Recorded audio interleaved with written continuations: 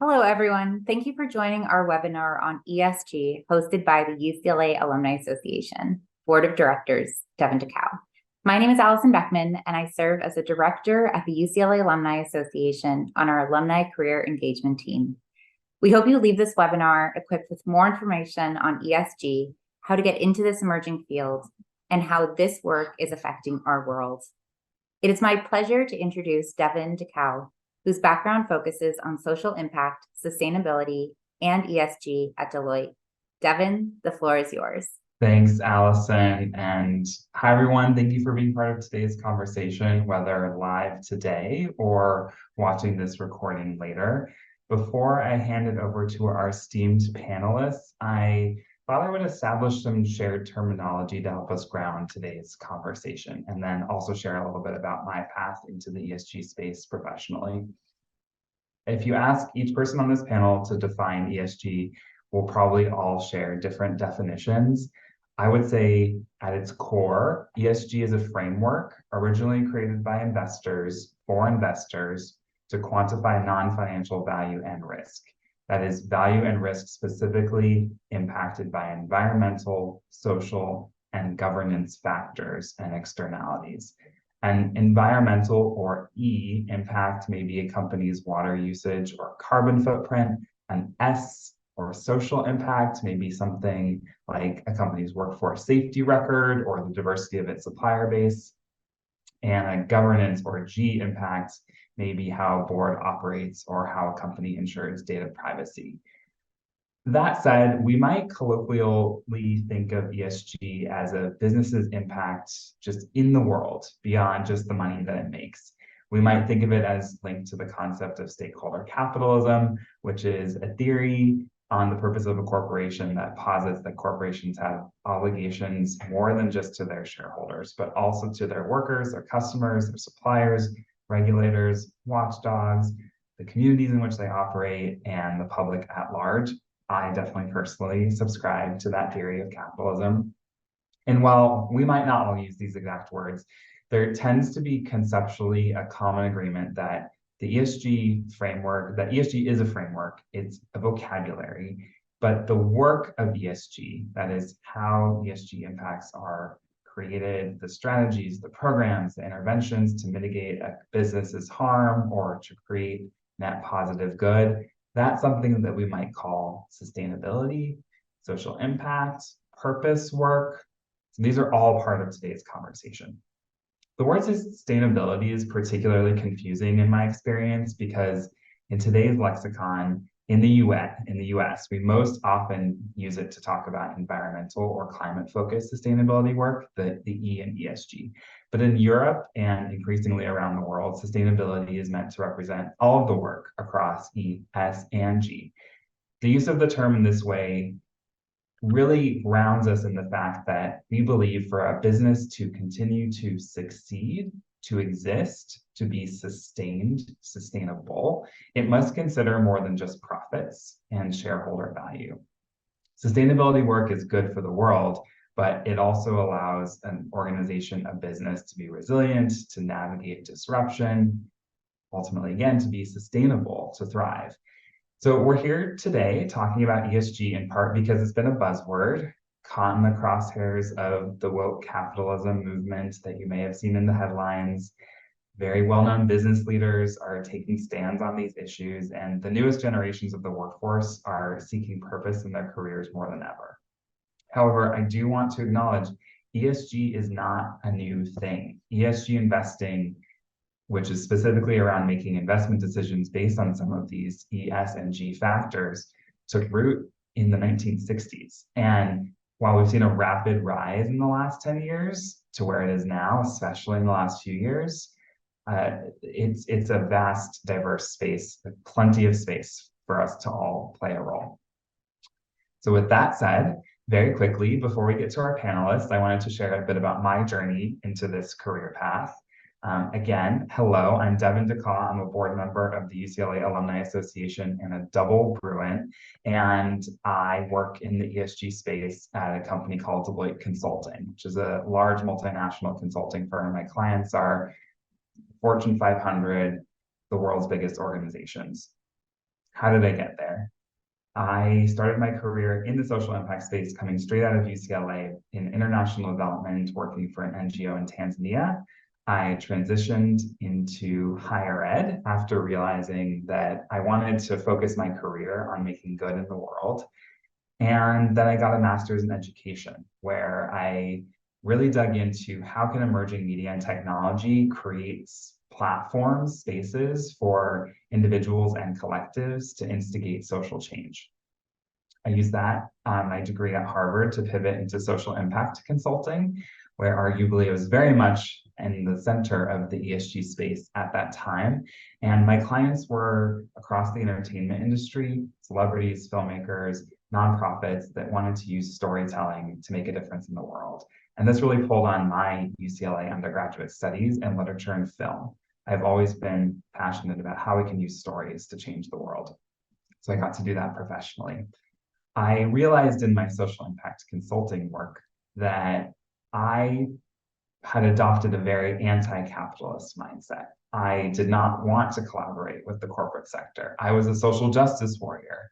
I wanted to do good in the world. I was also making $38,000 a year, barely able to pay my student debt. And I realized that there was an opportunity to better collaborate with the corporate sector to make good. My highest and best use in the world was to understand that nexus of the corporate world and social impact. So I pursued my MBA at Anderson, hence the double Bruin, and had the chance to help grow UCLA Anderson's social impact work and use that to pivot into Deloitte Consulting, where I've been now for 7.5 years, leading our DEI consulting practice and playing a big role in our ESG consulting space, particularly for our technology and media clients. That was a very quick hit. A lot more where that came from, a lot of agonizing decision making, figuring out if I was selling out to the man, if I was contributing to the very systems of oppression that I had been trying to dismantle for my whole career, stuff that I could talk for hours about. But enough about me. I would like to go to our esteemed panelists. So if you could please join me on video. Malcolm, Chris, Sarah, Kelly, I'd like each of you to spend a few minutes telling us about your journey into this career path, highlighting the role of UCLA, of course, and how you broke into the field, and also share a bit about where in the ESG profession you fit and how that aligns with your personal interests and passions. No small task for a few minutes, but Sarah, I'd like to start with you.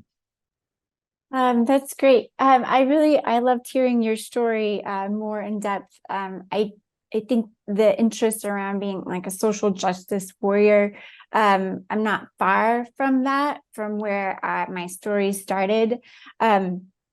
I was just looking at the majors that are offered at UCLA when I started and where they are today. And definitely when I started, I wanted to be in international studies, international development, international business.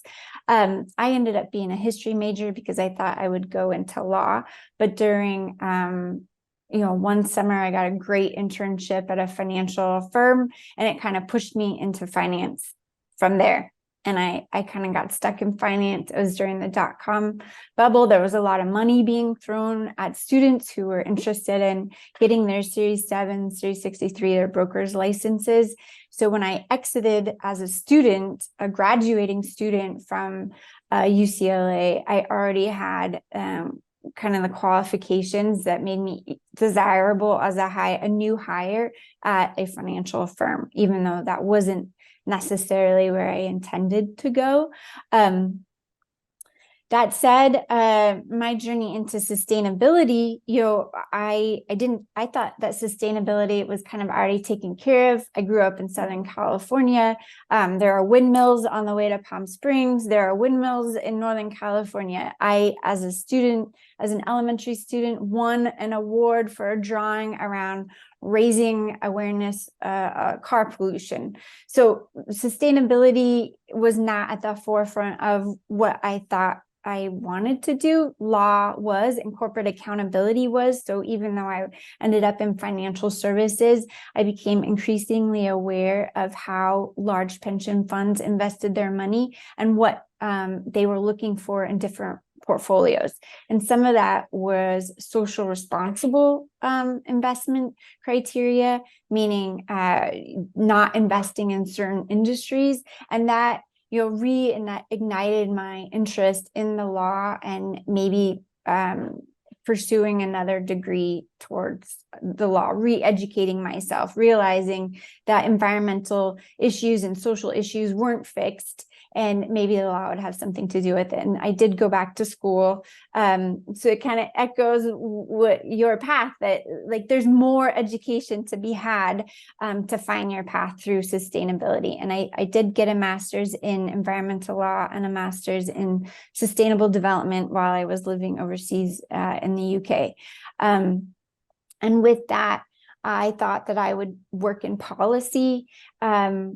But it was at the time of the great financial recession, where there was a lot of talk about how to reinvigorate this current financial system to care for the people, planet, and how does it serve the users of the capitalist system. And this is how I found my way back to financial services. And I was really excited when people started using the word ESG, because when you used the phrase SRI, social responsible investing, then people only thought that you were investing for human capital interests, and somehow ecological sustainability was separate.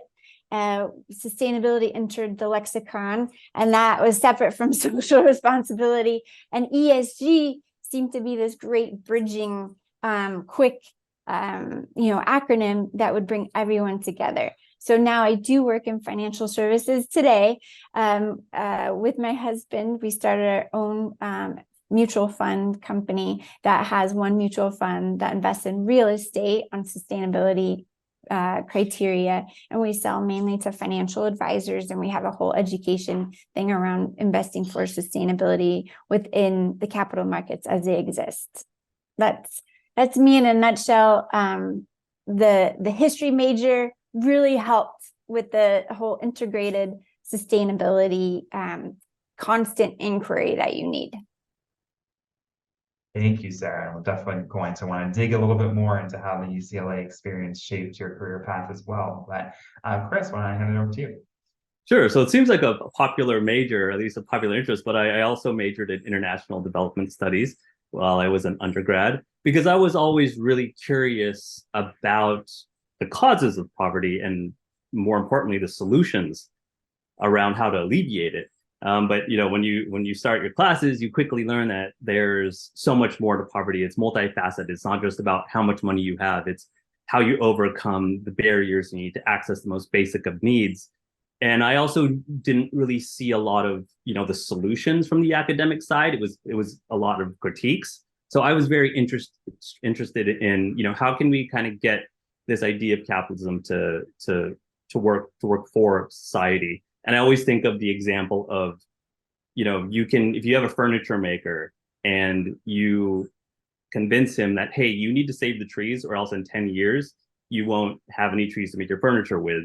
And he doesn't have to be, a tree hugger or care about the environment. It's a strictly business kind of approach for him. And that idea always fascinated me. But of course, it's a very kind of simple example, but I wanted to kind of expand that. So after undergrad, I actually ended up working in investing. I quickly learned that was not for me, but I learned a whole lot about, kind of that world and all of the different stakeholders. So then I kind of went all the way on the other end, and I ended up getting a internship at the United Nations, focusing on technology and how that can, be used for, development purposes. And again, I learned a whole lot, but the environment was just not for me. And, Geneva was beautiful, but I was just like, I got to come back to Southern California. And that's when I ended up working for something I never really thought of. I ended up working for a very small public health nonprofit that focused on child and maternal nutrition called Vitamin Angels. And what I quickly realized was that they had a very strong kind of connection and bond with both kind of these government agencies and the UN, but also a lot of support from the private sector. So I really got to use all of the kind of different stakeholders that I'd been a part of and kind of apply it to the job. And And like Devin said, as far as language goes, we didn't call it ESG back then. I think it was called socially responsible investing, or CSR. And just goes to show how quickly it changes. But now I'm really focusing on working with companies, academia, multilateral organizations, governments, and other large international NGOs on showing that there needs to be universal ownership of nutrition, just like there is of climate change. And ESG has been a really excellent vehicle to do that. And I really think my background at UCLA and kind of the breadth and the kind of the theoretical frameworks that I learned there really helped me in kind of the latter part of my career understand kind of all of these different forces and trying to work against all these different stakeholders with sometimes competing goals. So yeah, really instrumental in kind of my professional career. Thank you, Chris. I love the differences and similarities in our stories already. Well, speaking of UCLA, which is why we're all here today, I'd like to hand it over to Kelly, who's actually doing some of this work at UCLA today. So Kelly, love to hear your story as well. Thank you. So I'm on the academic side of ESG research. I work for the Center for Impact at the UCLA Anderson Business School. And this is also a career pivot for me. Previously, I'd been an attorney. I spent about 6 years working in litigation on complex business negotiations and contracts. But I decided I really wanted to put my career towards doing something that would leave the planet better than I found it. And so I actually pivoted the first time to become an environmental lawyer. And I worked at a nonprofit in LA enforcing the Clean Water Act. And what we did is we went around to industrial facilities and we made sure that the water coming off their property was safe, or at least up to their compliance standards. Oftentimes we found it wasn't, and we would then work with facilities to come into compliance and reduce the pollution there. But I love this work and I'm really proud of what we cleaned up. But at the same time, a lot of the solutions to these problems could have been dealt with at the beginning if somebody had just been thinking, maybe there's a better way to do this so that we don't risk polluting the community. And that really started me thinking about the role of the sustainability mindset within a company. And I realized corporate sustainability was probably a great place for me to have an impact. So like many of our other panelists, I returned to school because although having legal skills is great, if you really are pursuing holistic sustainability solutions, you need to have an understanding of the environmental engineering side, waste management, air pollution, legal issues, business issues, accounting issues. And I did not have many of those at the time. So I will put a plug in here. The Institute of the Environment and Sustainability at UCLA has an excellent doctorate program aimed at people who are going back into the workforce. It's very interdisciplinary. You can do a lot of customization on your coursework. So I am there right now pursuing a doctorate focused on corporate sustainability, and then working on an academic project at Anderson on bringing transparency into the corporate sustainability realm. Thank you, Kelly. And Malcolm, before I hand it over to you, I want to say I actually chose Malcolm to go last here because you just heard about our stories deeply rooted in graduate studies, multiple steps in our careers. But Malcolm, I'm excited for you to share your story because you're earlier in your career. You haven't pursued professional degree or master's degree yet, at least, and yet you're still successfully working in this space. And so you managed to break in and have a lot of success already. So I'm excited for you to share your story with the group as well. Yeah, great. Thanks, Devin. Yeah, great to be here speaking with all of you as well. I'm also a product of the Institute of the Environment at UCLA. So I got my undergraduate degree from there, obviously, majored in environmental science with a concentration in environmental engineering. So having grown up in LA, feel really fortunate to kind of have the beach, have the mountains, have the Sierras in our backyard. So, it's pretty cliche, but I spent a lot of time outdoors when I was a kid, which eventually, led me to pursue environmental science at UCLA. I would say, my time at UCLA academically, we were a really small, kind of close-knit group. I think after sophomore year, I began seeing kind of the same faces in all my classes, and I'm still really good friends with a lot of my classmates. Our senior year, the program at IOUS culminated in a year-long capstone project where we kind of worked with a local business in the area. And I think from there, I was always interested in, how to balance sustainability while still driving profits, while still prioritizing people. And that's kind of what I decided to pursue in my career. So after graduating, I decided to try my hand at the nonprofit world, and I landed a job at a nonprofit called Grades of Green, based here in El Segundo. And so what we did is we provided free environmental education to students K through 12 across the world. So I helped a lot with writing curriculum, kind of advising teams, and helping with some internal analytics. And so our program was all project-based. So these groups of students would, do an education portion in the beginning of their school year, and then throughout the year, implement a project to help their community or help their school. So, some projects were, no car emissions during times of pickup. So we encouraged parents to turn off their cars. And, the kids are awesome, and they're also passionate about it, which really encouraged me. Shortly after my time at Grades of Green, I moved to another company local to Los Angeles called Pressed, formerly known as Pressed Juicery. And so I was the first member of our in-house corporate sustainability team. So being kind of one of one, I definitely wore many different hats and got really great experience working with a bunch of different teams, from ops to marketing to supply chain. And I think I will say, part of being in the sustainability ESG realm, it is very interdisciplinary. And, so having worked with a lot of different types of people has really benefited me, so early on in my career. But at Pressed, I think a few of the bigger initiatives I helped manage were around materiality, supply chain management. I also helped conduct our first company-wide carbon footprint. And so we really learned a great deal kind of being there for the time that I was there. And then after spending 2 years at Pressed, I was presented with an opportunity at my current company, Bellwether Asset Management, again, still here based in LA. We are an asset management firm specializing in real estate. So I've been helping build out the ESG function at my company, putting together procedures and processes in place that we didn't have before. Kind of my main responsibilities are to work with our teams on how to benchmark our portfolio. We do a lot of tracking and reducing emissions from our buildings. And then I also work with our asset management teams to implement different ESG strategies across the portfolio, things like renewable energy or other kind of energy efficiency projects.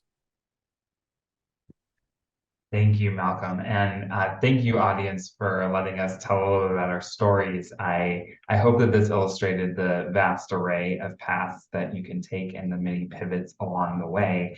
And that said, I know that some of you may be thinking, I've been reading the headlines. I'm not really sure if organizations are truly committed to this thing we're calling ESG, and therefore perhaps unsure if this is a long-term career path. So Kelly, actually, I'm curious to go back to you. You have a unique view into the state of affairs, the trends in corporate commitments to ESG through your work at Anderson. Would you share a little bit more about your research and what that might tell us about the future of this field?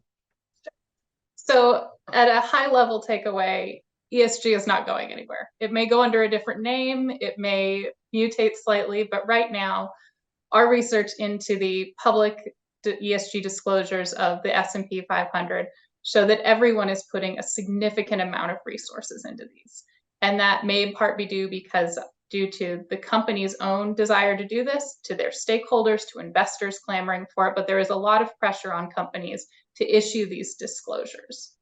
And the project I work on at Anderson is called Open for Good. And we started this project because we can talk about ESG at a high level here, but if you want to go understand how a company is actually performing, it's really difficult to do as a stakeholder. Sustainability is inherently value driven. You have to choose what metrics you're going to report on, what topics you cover, how you're going to report on that.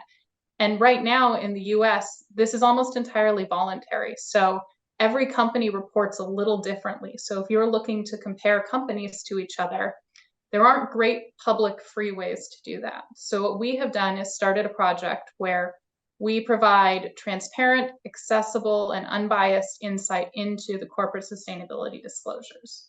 We look at the full S&P 500 across E, S, and G topics, and we've created a dashboard on our Center for Impact webpage where you can go and actually play with the data a little bit, see how companies are disclosing. But from this, the S&P 500, our largest companies, we see of the metrics we've chosen, about half are being reported, which, although that sounds low, is really high simply because there's so many potential metrics that can be chosen from. We see really high reporting on governance issues, and we also, though, see comparable reporting on environment and social, even though a little bit lower. And so what this tells us is that companies are investing in this. They're investing time in calculating this. They're investing time in publishing reports. And the commitment of resources really sets the stage for future endeavors on these areas. And while you may be thinking S&P 500, maybe these are all the green companies that are reporting, I will say if we look at the top 10 companies up there, we have a mining company, we have Philip Morris, we have an agricultural fertilizer manufacturer, which means these companies are traditionally in industries that maybe don't have the best environmental footprint, but we still see they are disclosing and putting out information and spending a lot of money to do that every year. So if you're interested in learning more, our website is accessible, open to the public. We're happy to discuss our research with anybody who wants to kind of understand more of the trends going on. But from our perspective, this is really just getting started.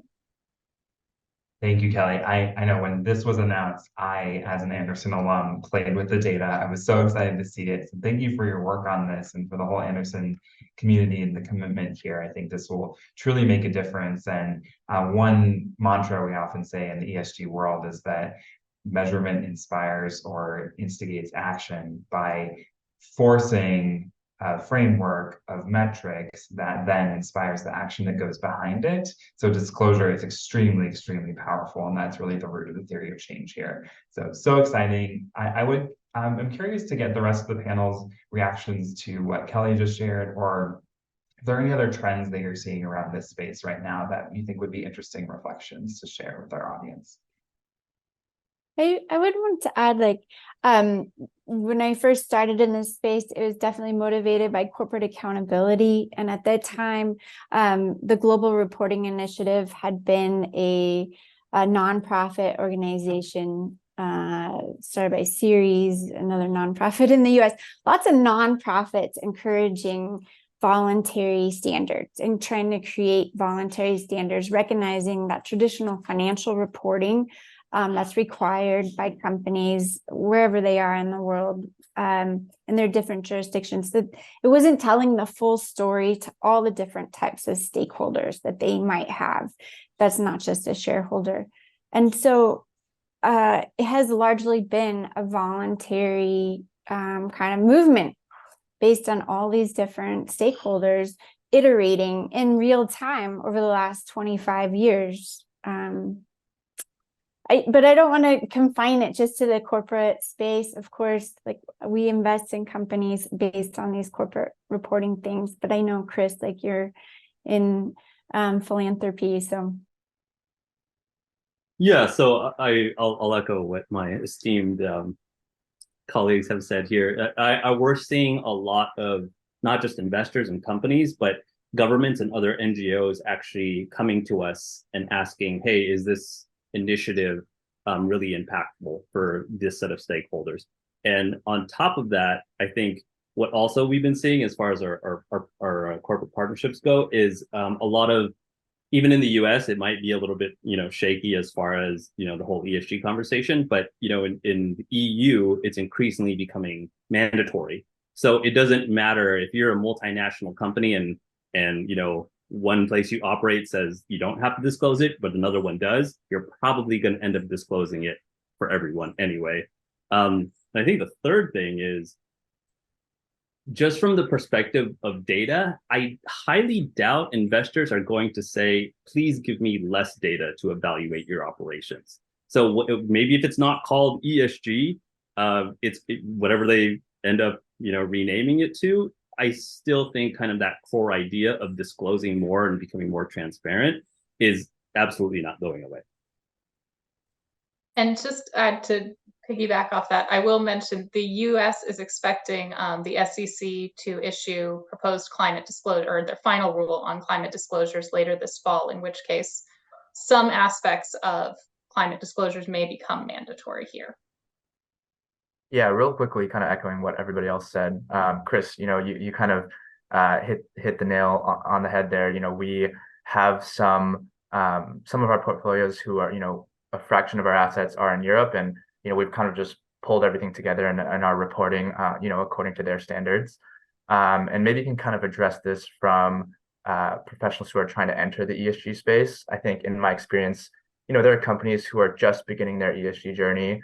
And you'll start with a team of one, and I think that push can come, either from investors or be internally pushed. And I think as you all explore ESG or sustainability as a career, don't be afraid to kind of step into that role, even if you are a team of one. Maybe you're a little bit more junior. I think there's a lot, to be learned there.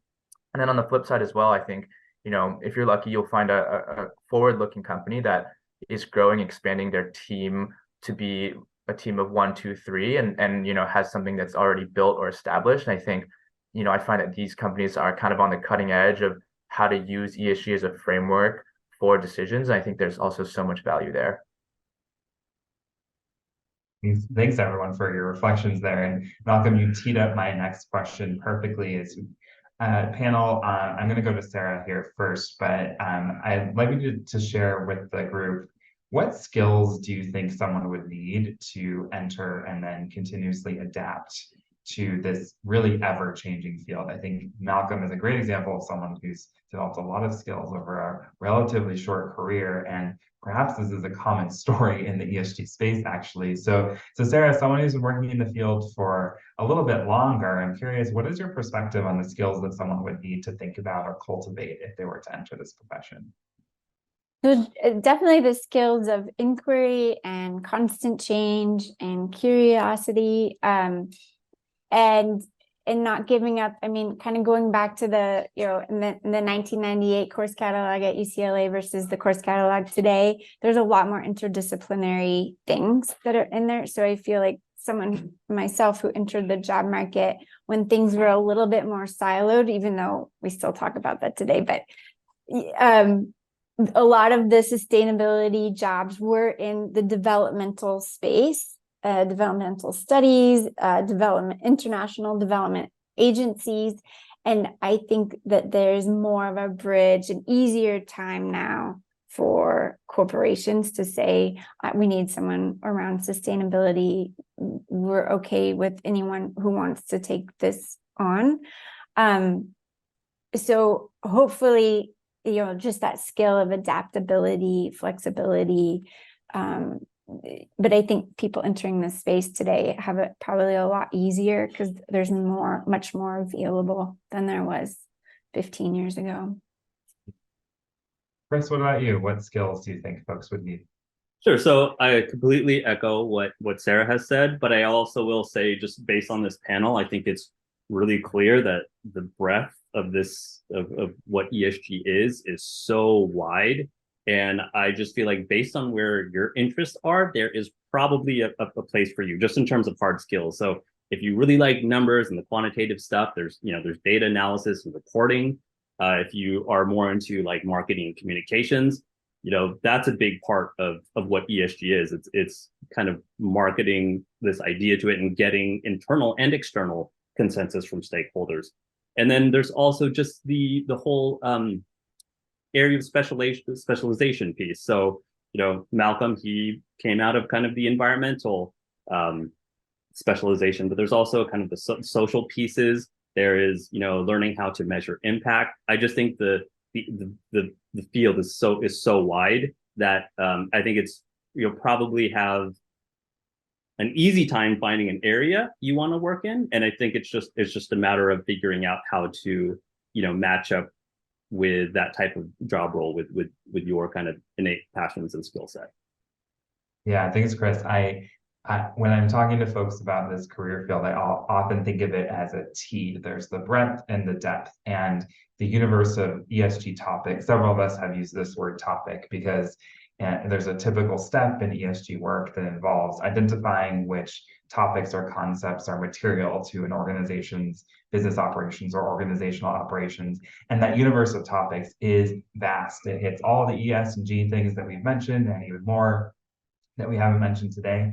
And there are folks that have careers in this space that are deep experts in one subpart of a subpart of a subpart of a topic. And then there are folks that are the strategists, the generalists across all things ESG strategy, foundational, even conducting the materiality work, for example, that Malcolm mentioned earlier. So this is truly vast. Panel, I'm going to skip to a different question than we planned, actually, given that we're talking about this. There was a question that came in from an audience member via the registration survey. And they asked, where would you all recommend someone look for career opportunities? Should they just search ESG in LinkedIn and see what comes up? Maybe anyone can jump in here, but if you were in someone else's shoes looking for a job in this space, or Kelly, thinking about your next career step after you finish your doctorate soon, how would you even go about finding that job? I'm based here in LA, and we're fortunate there is a great community of sustainability people here. And I think, you can send out cold applications on LinkedIn, but I think really talking to people and understanding people, even maybe who aren't looking for a sustainability person, but someone at their company realizes we need to change how we operate. I think there's a lot of opportunity in networking and just getting to know people as a foundational step. And you'll start to understand more where the gaps are and where the needs are, and your skill set can fit in. But I'm not the expert on this question, so. Well, it's a great point though. Networking, relationship building, absolutely a huge piece of it. Chris? Yeah, I think obviously you can search for jobs that have ESG or sustainability in the title. But I just think, just based on kind of the feedback here, I think it's unlikely your first job is going to be the ESG or sustainability person. You'll find that I think most of, the panelists, they started in something else. So I think one strategy you could look at, and, don't get discouraged if it's not an ESG job, is find maybe a company that you really admire as far as their sustainability efforts, and look at what their entry-level jobs are. It's probably going to be a very hard skill. It's probably going to be something entry-level, but I think that's a great way to get into, the company. And I think from there, it'll be much easier to understand, what does sustainability mean or ESG mean in this organization? And you can kind of lean in and network internally. And, that's something I dealt with was when I came out of undergrad. I was like, well, I wrote 20 pages on why, Adam Smith, idea of capitalism was bad. Why isn't a company hiring me immediately to rewrite all of their global policy? Like, don't they know I've got an A on like a paper in whatever class that was? So that was something that I was like, okay, all these entry-level jobs, they want like something very concrete. So I would look at that and see, what skills are you developing, hard skills that you're developing that might align with a company that's very committed to sustainability. And if they are really committed to sustainability, you'll feel it even at that level. Yeah, I think quickly building off what Chris said, there are more and more opportunities within the ESG space. Again, I think sometimes it's not always going to have ESG or sustainability in the title. And kind of contrary to what Kelly said, I was really fortunate enough to land my current role through a LinkedIn cold apply. So I know that is very hard. And for all you undergrads out there, I feel your pain was not too far from that. So definitely kind of stay encouraged there. But for me, there are also, outside of networking, within, wherever you're trying to land a role, there's also some great job boards that are specific to sustainability and ESG.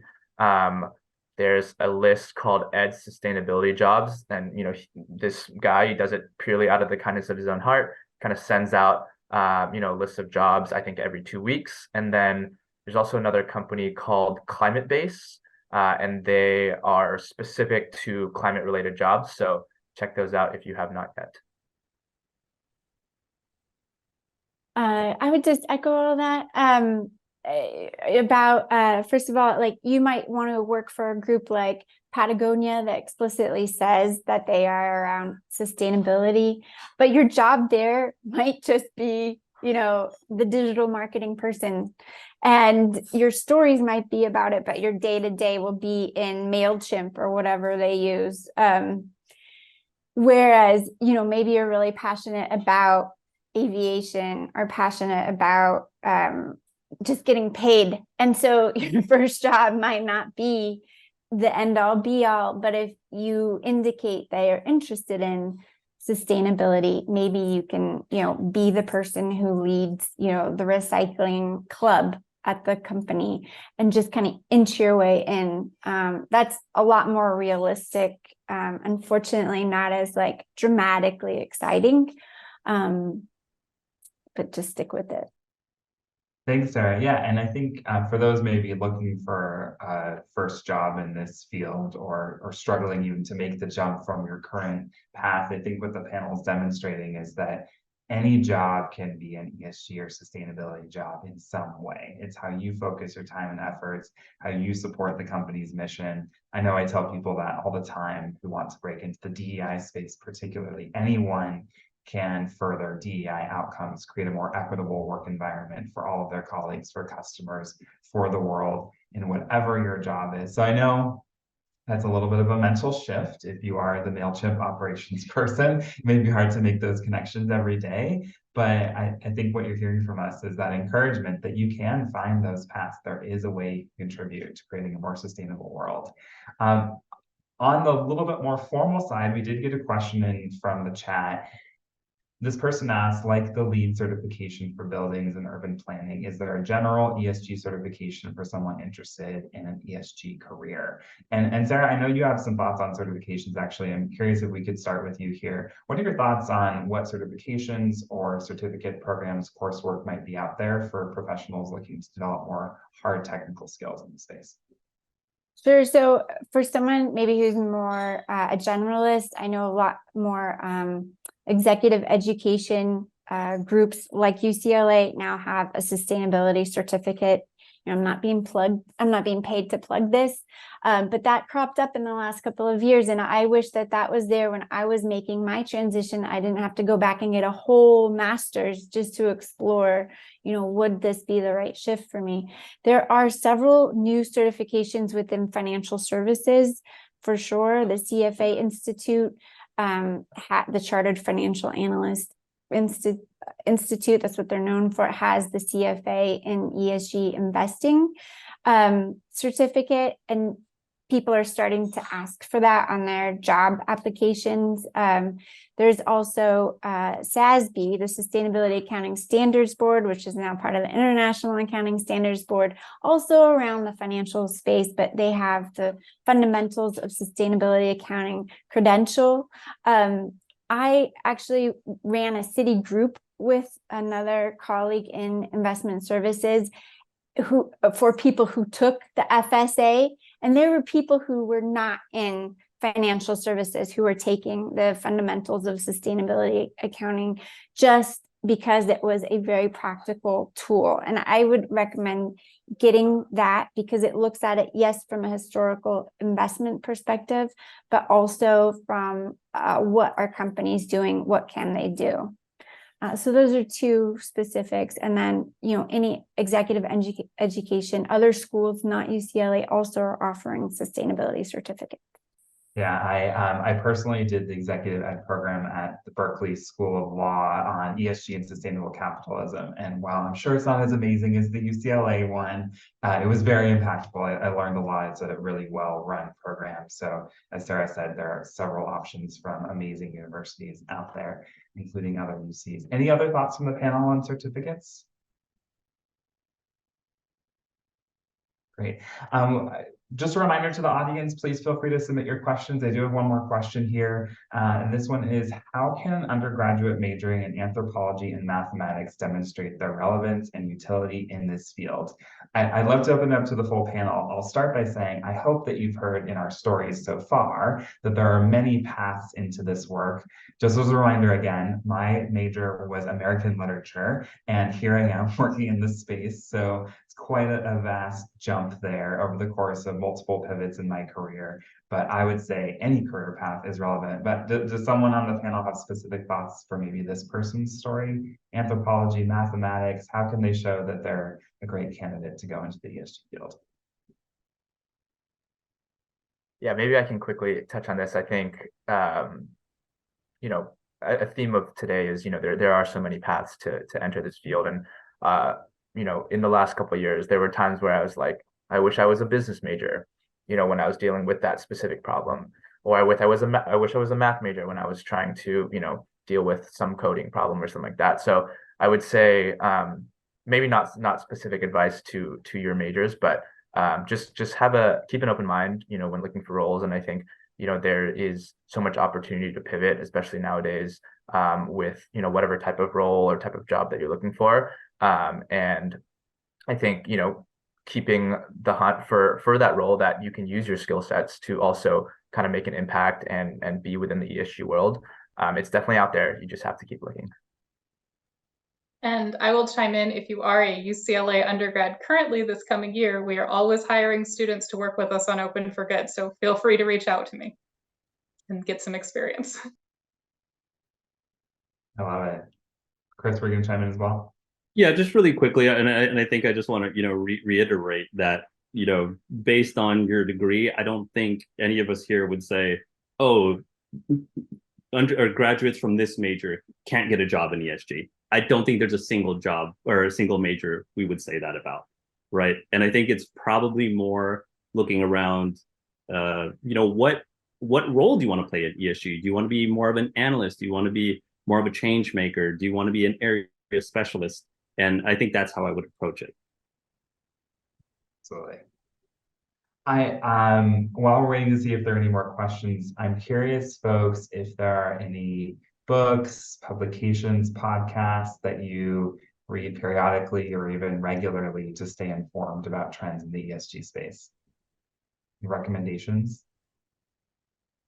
A long time ago, it used to be just this one publication out of the UK called The Responsible Investor. And now it's just like this fire hose of information all the time, every day. MSCI has a podcast. Everyone has a podcast. What am I even talking about? MSCI has some good stuff. There's a lot of criticism there around their ratings, of course, but before there were ratings, there was nothing. So we're evolving, we're iterating. My climate journey. I mean, I could go on and on, but please. Great recommendations. Other recommendations for you? I'm fairly opportunistic about it. So I really like searching for specific topics, and then I don't really mind which podcast it comes from, but I find that's kind of a more interesting way for me to go about it. Yeah, thanks for sharing that, Kelly. Again, this universe is so vast that becoming a little bit more informed with specific topics is a great approach. I love that. Well, we did get a few more questions in, so I'll hop to one more with only 5 minutes left in our session. And I'm curious if, actually, I think this is a good question to end on. So I'm going to do this last question, ask all of you to answer it. The question is, where would you like to see ESG go in terms of its impact socially and economically? Where can ESG take us? I know going into today's session panel, I asked you to think about the future and maybe 3 words you would use to describe your prediction or hope for the next 10 years of ESG as a career field. So why don't you start by sharing your 3 words and then opine a little bit more on the question that just came in. And let's start with Malcolm for this one. Sorry, it was 3 words about 3 words you would use to describe your prediction or hope for ESG in the next 10 years. Got it. I would say first word that definitely comes to mind is exciting. I think, in the few years that I've worked in this field, it's grown so much. So I'm really excited to see where it goes. Second word is ever expanding. Again, I think it's been clear from the panel that ESG is always changing, always expanding to kind of different, parts of business, different parts of investing. And then the third word I would use is probably ever changing as well. I think it's going to be, as we heard from other panelists, the landscape has changed from 2002 to 2008, 2015, whenever it may be. I think that's what excites me about working in this field. It's, always a new challenge every day. I can say that with all honesty. It's a new challenge that I face every day. And then to answer your first question, I think, where I see ESG kind of moving in 10 years, I think the companies that I've worked at, upon joining as kind of the first sustainability ESG person, a lot of the questions I would get for the first couple months is like, what is ESG? What do you do? What's your job? And so as I've kind of built these relationships, it's been great to be able to communicate the work that I do and kind of show how it's relevant to the asset managers or to the operations supply chain team at Prest. I think the education around the topic is growing and expanding. I think as more people kind of learn more and educate themselves within ESG and the many topics that it brings, I think they'll be able to see how it's applicable to their work and kind of see that positive relationship between ESG and how to move companies forward. Awesome. Thanks, Malcolm. Let's go to Chris next.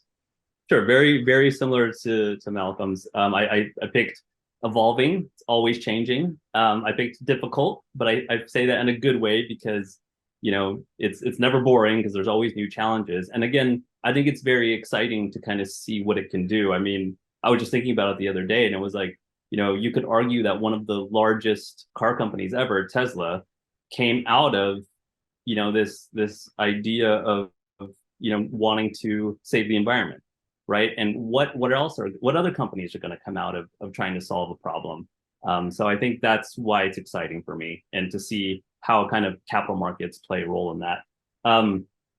As far as what I see the future of ESG is, I almost feel like I would like it to be something that goes away, in the sense of it's not this separate thing. Like here's an ESG company and here's a not ESG company. That it's just, this is good business sense, right? We need this type of thinking if we want to sustain not just the company, not just profits, but the people that buy our stuff and the planet that we need for everything. So that's where I would like to see it go, and where I am kind of seeing it go. So that's encouraging. Thank you. Chris. Kelly, how about you? So I think my 3 words are similar. I think reinvention is key of how we do things and how our systems operate. But along with that is going to be, it's a massive challenge.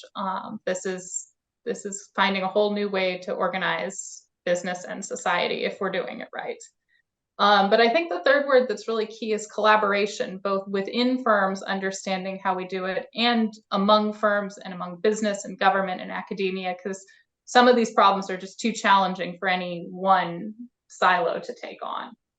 So in the next 10 years, I am hopeful we actually start moving beyond a lot of the performance metrics we see out there for judging sustainability, and to really understand how we switch that to impact, and what is this really doing to the world around us? What value is a company bringing? What harm are they causing? And how that affects their license to operate in the world. Thank you, Kelly. And to round us out, Sarah. All of that, yes. Triple bottom line, I hate to bring it back to like a financial thing. Obviously, I like the collaboration and reinvention, but triple bottom line, people, planet, profit, that some of these things will just be embedded in all functions, and there's not an ESG or a sustainability department. And everyone will be operating from a similar framework at any type of company. Thank you, Sarah. And thank you all so much. Bruin's doing amazing things in the world. Thank you, audience, for listening, watching, and over to you, Allison, to round us out. Great. Thank you so much, Sarah, Chris, Kelly, Malcolm, and Devin, for imparting so much knowledge for this group this evening. You can find all of our panelists and our presenter on LinkedIn and through UCLA One, in addition to that, our online mentoring platform. If you want to learn more about additional resources around careers, you can find us at our website in the chat, alumni.ucla.edu/ACE. And you can email us at ace@support.ucla.edu with any ideas for future events like this one, or to get involved in our work. We want to take a moment to thank our sustaining donors who allow us to do this work. If you're interested in giving, you can also find that in our chat. On behalf of the UCLA Alumni Association, thank you so much for joining us. And as always, go Bruins. Go Bruins. Thank you.